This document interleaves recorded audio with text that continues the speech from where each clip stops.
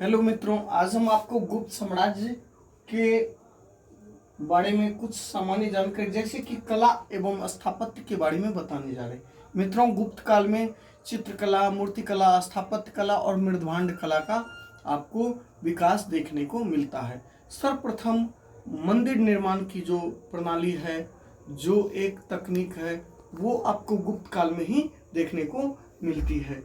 और आपको मंदिर निर्माण कला में आपको ऊंचे चबूतरे पर जो है सो मंदिर का निर्माण किया जाता था। उसमें गर्भगृह होता था, प्रदक्षिणा होता था और ऊंचे चबूतरे पर चारों तरफ से आपको सीढ़ियाँ होता था। काफ़ी ऊंचा चबूतरा होता था, चारों तरफ से आपको लंबी लंबी सीढ़ियाँ होता था चढ़ने के लिए। उसके बाद आपको गर्भगृह, आपको चबूतरे के बीच में जो है सो जिस देवता का स्थापना किया जाता था, प्राण प्रतिष्ठा किया जाता था, वो बीच में होता था मित्रों। और उसके चारों तरफ एक आपको रास्ता होता था जिसको प्रदक्षिणा पथ कहते हैं। चारों तरफ प्रदक्षिणा करने के लिए, घूमने के लिए तो प्रदक्षिणा पथ था। गंगा, यमुना, शंख आदि का जो है सो चित्र उस पे बना रहता था और ईंट और पत्थरों का विशेषतः प्रयोग किया गया। और इस काल में मित्रों का सबसे महत्वपूर्ण जो मंदिर है वो देवगढ़ का दशावतार मंदिर है, ठीक है। और भीतर गांव का मंदिर काफी फेमस है, जो इस पर पवित्र वृक्ष, स्वास्तिक और फल पत्तियों का जो है सो चित्रांकन देखने को मिलता है। गुप्तकालीन सर्वोत्तम मंदिर हो गया आपका दशावतार मंदिर। देवगढ़ का दशावतार मंदिर काफी फेमस है मित्रों, ये भगवान विष्णु का है। बौद्ध देव मंदिर सांची, बोध गया, सांची और बोध गया में बौद्ध भगवान बुद्ध का जो है सो देव मंदिर का निर्माण हुआ। सारनाथ का धार्मिक स्तूप काफी महत्वपूर्ण है मित्रों, ये 128 फीट ऊंचा है। उसके बाद राजगृह का जरासंध की बैठक महत्वपूर्ण है। मूर्ति कला का सर्वोत्तम पक्ष विभिन्न देवी देवताओं मूर्तियों में वस्त्रों का प्रयोग।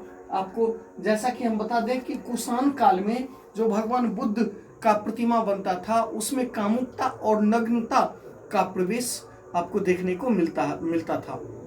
लेकिन गुप्त काल में आपको मूर्तियों पर इसको दरकिनार कर उस पर जो है सो वस्त्र का जो है सो आवरण चढ़ाया गया और साथ ही उनमें शांति, सहजता, उसके बाद धीर, गंभीर और एकदम चिंतन मग्न मुद्रा में देखने को मिलता है। और उसमें बैठे हुए, जैसे कि सारनाथ में बैठे हुए, मथुरा में खड़े बुद्ध की प्रतिमा मिली है। सुल्तानगंज की कांसे की बुद्ध मूर्ति काफी फेमस है मित्रों।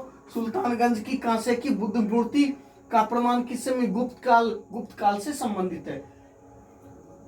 भगवान शिव के एक मुखी, चहुमुखी, चतुर्मुखी शिवलिंग और अर्धनारीश्वर का जो है सो जो कल्पना है वो भगवान शिव का एक मुखी, चतुर्मुखी और अर्धनारीश्वर स्वरूप का दर्शन इसमें देखने को मिलता है। उसी समय इस अर्धनारीश्वर स्वरूप का जो है सो मूर्ति स्थापित हुआ। उसके बाद विष्णु के देवगढ़ का दशावतार मंदिर काफी महत्वपूर्ण है मित्रों।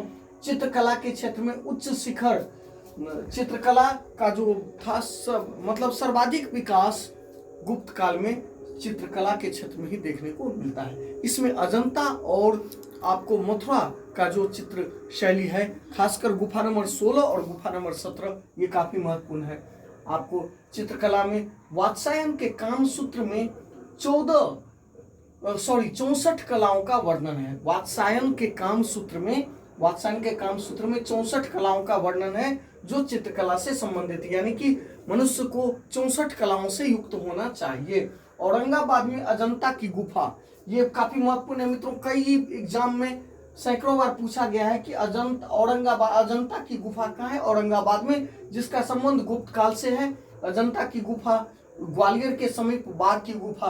तो अजंता की गुफा में 29 गुफाओं, अजंता में कुल कितना गुफा है? 29 गुफा है। उसमें वर्तमान में मात्र 6 शेष बचे हैं, जिसमें 1 गुफा नंबर 1, गुफा नंबर 2, गुफा नंबर 9, गुफा नंबर 10, गुफा नंबर 16 और 17 का संबंध किससे है? तो गुप्त काल से। गुफा नंबर 16 और 17 का निर्माण गुप्त काल में हुआ। तकनीकी दृष्टि से विश्व में प्रथम स्थान है अजंता की चित्रकारी का।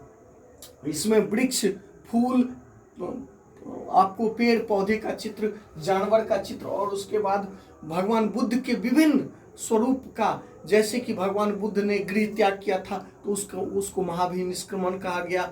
उनको ज्ञान की प्राप्ति हुई तो ये ज्ञान की प्राप्ति जो है सो इनलाइटमेंट कहलाया। उसके बाद उनका जो है सो उन्होंने उपदेश दिया, धर्म चक्र प्रवर्तन कहलाया। और उन्होंने जो अपना शरीर त्याग किया उसको महापरिनिर्वाण कहा गया। तो यानी कि भगवान बुद्ध के जीवन से संबंधित जो भी महत्वपूर्ण घटना है उस सभी को अजंता की गुफा में आपको चित्रांकित किया गया है। तो ये काफी महत्वपूर्ण है मित्रों। उसके बाद जो है सो इस अजंता में फ्रेस्को और टेम्पेर विधियों में चित्र अंकित बनाए गए हैं। गुफा नंबर 16 जो मरणासन राजकुमारी का चित्र है। गुफा नंबर 16 काफी महत्वपूर्ण है मित्रों, मरणासन राजकुमारी का चित्र है। और गुफा नंबर 17 चित्रों का चित्रशाला के रूप में वर्णित है। बुद्ध का जन्म, गृह त्याग, महाभिनिष्क्रमण, ये हम आपको बता ही दिए हैं। माता शिशु का चित्र सर्वोत्तम है। गुफा नंबर 17 में माता और शिशु का जो चित्र है वो काफी आपको आकर्षक है। बाघ की चित्रकला में विंध्य पर्वत को काटकर ग्वालियर के समीप आपको इस बाघ की गुफा का प्रमाण मिला है। विंध्य पर्वत को काटकर ग्वालियर के समीप डेंजर फील्ड ने इसका खोज किया था। कुल 9 गुफाएं मिली है जिसमें मानव के लौकिक जीवन का और संगीत, नृत्य और चित्र का सर्वाधिक इसमें वर्णन है, सर्वाधिक आकर्षक है। थैंक यू मित्रों, बहुत बहुत धन्यवाद।